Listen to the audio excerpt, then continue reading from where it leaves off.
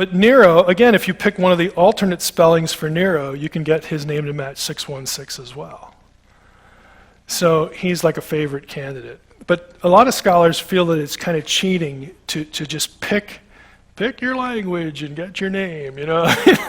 Like that's essentially what you're doing.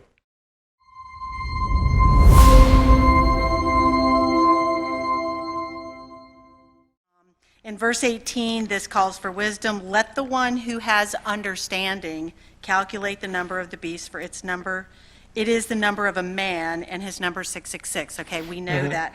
My commentary here talks about how, and I know sometimes we've said, well, 666 is kind of like the, it's the less than 777, the perfection.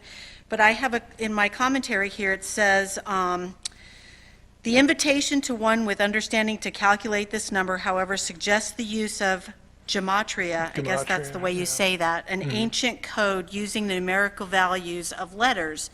Both beast and Nero Caesar, written in Hebrew characters, add up to 666. Many interpreters expect a future greater fulfillment. So my question around this is, what does this really mean when it says to calculate the number? Is this something that we should be doing for the future? Did this already happen? Or is it one of those already but not yet? Yeah. The thing. Let's talk about the thing with Nero first. I know. You instigator, you. It depends on the way you spell Nero's name, which actually gets different spellings in Hebrew, Aramaic, and Latin. And Nero has been a popular candidate for the Antichrist, not only because with one of those that you just mentioned, you can calculate the number of his name. By the way, gematria is the practice, and lots of languages used it, where you would take the letters of the alphabet.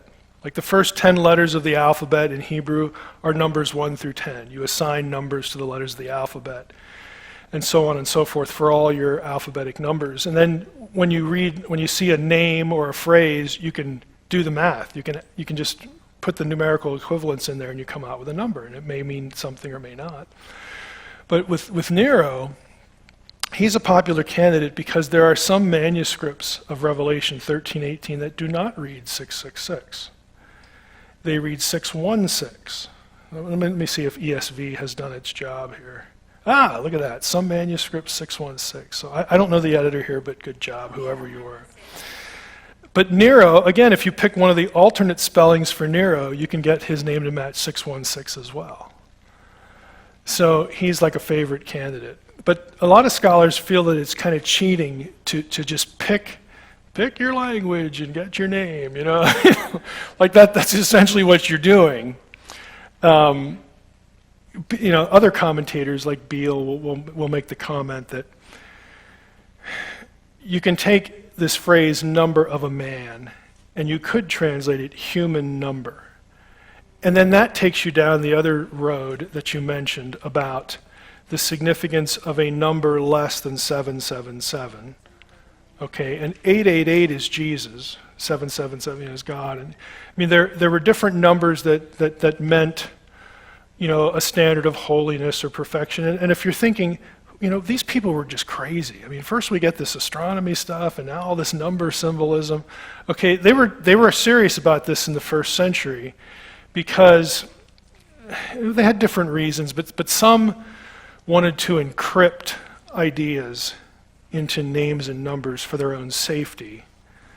There's some speculation that Revelation does some of that. If you think especially that Revelation is a book that was written before the destruction of the temple, and it's a polemic on Rome, even if you don't have to be a preterist and think it's all fulfilled, you can still be something of a futurist. But if you think that there are things in the book that are directed against the emperor and the Romans, yeah, you would probably encrypt that rather than just put it in the text and then take the consequences. The Romans are knocking at your door the next day. So there's a certain logic to it, and it was used for secrecy. Some of it was esoteric, mystical thinking, trying to communicate theological ideas with numbers and stuff like that. lest you think it's really strange. I mean, we do the same thing with number 3. What do we associate 3 with? The Trinity. You know, I mean, there are just things like this that are somewhat familiar to us, but in their culture there was just more of it, you know, more of that kind of thing going on. So I don't, you know, is it an already or not yet? I don't really see the number itself as fitting into really the already category, because I'm not sold on the book of Revelation A being written, you know, early. I mean, to view this as fulfilled, like the number already existed in real time, you'd pretty much have to commit yourself to an early, you know, date of authorship, because then you would go to Revelation 11 and you'd say, see, there's the courts of the temple mentioned there. The temple must still be standing, and so this has to be written before 70 AD, and then the outcome of this is 70 AD, and, you know, where it's no longer prophecy. Then you could take that and say, well, Daniel 11 talked about this Antichrist figure who now we think is Nero because Revelation's written before 70. But see, Daniel could have said, well, you know, the fulfillment of this has already happened with Antiochus, but now we know it's Nero, and so maybe it'll ripple out again in the future. Maybe there will be a not yet. Maybe there'll be somebody else down the road who'll be a new Nero or a new You know, there are just ways to no matter what system you adopt, you can say it's either all fulfilled or it's all future, it's a little bit of both. I just don't see anything in the text that helps answer that question, specifically with the number, because the answer to it is going to hinge on really what you think about the authorship. And I'm still a late dater, you know, the mid-90s. I think that's the best date explanation, but it's not secure by any means. There's a couple church fathers mention it, but there are a couple church fathers that thought it was early too. I mean, there's no way you can really pull anything conclusive out, you know, about the date of the book.